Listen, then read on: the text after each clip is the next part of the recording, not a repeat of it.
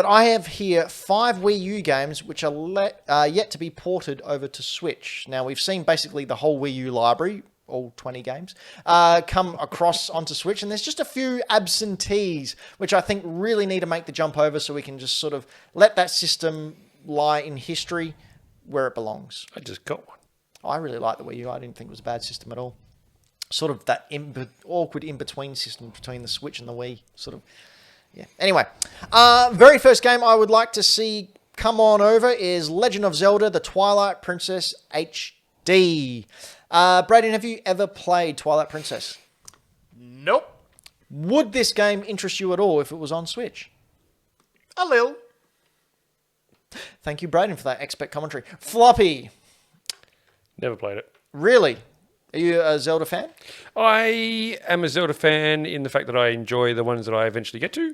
I'm not a I must play everyone kind of guy. So I first played this on the Wii. It was a launch title for the Wii. It was also one of the last GameCube games to come out on the Wii. Interesting fact, the GameCube version, much like Breath of the Wild, was developed first.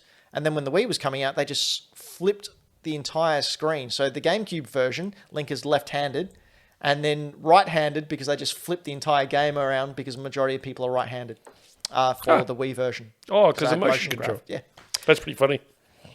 Next game, I'm sure Triple Indy would agree with me, Xenoblade Chronicles X to come on over. Now, Xenoblade Chronicles X, was that the sequel or was it sort of like a side quest? I'm not I don't too know. sure. I didn't get to play this one because I didn't have A Wii U? Wii U. Well, there you do. Now I do, so I'm going to get it. I've never played any of the Xenoblade Chronicles. It was something I did want to play, but I'm just really trepidatious to jump into an RPG because I know how time-consuming they are. And I know if you don't stay on top of an RPG and continually play it, you slowly melt away all the, well, especially at our age, all the button and controller input thingies with your fingers. The mapping. Yep. And at our age, that takes like 12 minutes. Yep, and you just got to remember it and forget it. So, you know, it's a hard one. But still, I think a lot of people would be up for seeing Xenoblade Chronicles X come on over. Next one is a game that you picked up recently. I did. Star Fox Zero. Have you played it yet? I haven't. Right, so basically, like every Star Fox game that's been made since the Nintendo 64 version, it's just a remake of the first game again.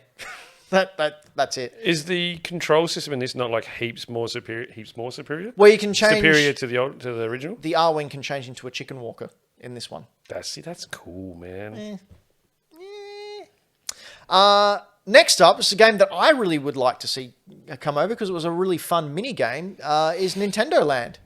Like, I'm actually confused as to why this hasn't made the leap over. Surely it'd be easy enough to send over. For those of you who didn't know, you landed in a hub world and you went into like these little craft type variations of different Nintendo properties and you just played minigames. It was a lot of fun. Why are we not doing this but we're getting Miitopia?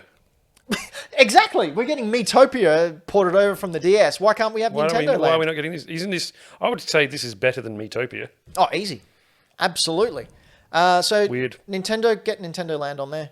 And you two can it's catch literally Mario. got your friggin' name in the title. Just do it. And it's just a really cheerful, wholesome game.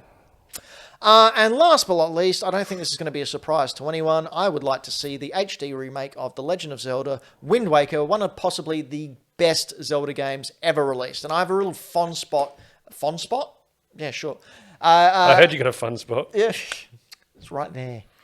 I had a different one.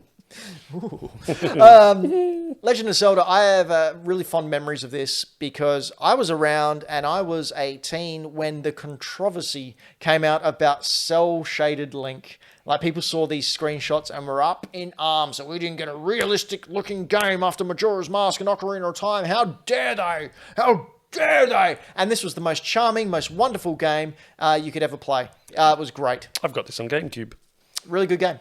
I've got it on GameCube. I haven't finished it, but I have played it. You need to finish it. Nice chunk. The only thing I don't like about this game is the end fight with Ganon. Because all you do is the lock-on technique is really cool, but also like really baby mode. So you can do 3 or 4 attacks just by locking on and then pressing A repeatedly, because your dodge is also your attack button. I am totally okay with baby mode, mate. And the final fight with Ganon, all you have to do is lock onto him and just keep pressing A, and he just rolls around and does these uppercuts everywhere, and you defeat Ganon quite easily. But it's really brutal. At the end, Link just shoves the Master Sword right into Ganon's forehead. Spoilers. Like, brutally. So, wow. GameCube version also came with a really cool bonus disc of Ocarina of Time and Ocarina of Time Lost Levels or something like that, where they redid all the dungeons. It was really, really cool.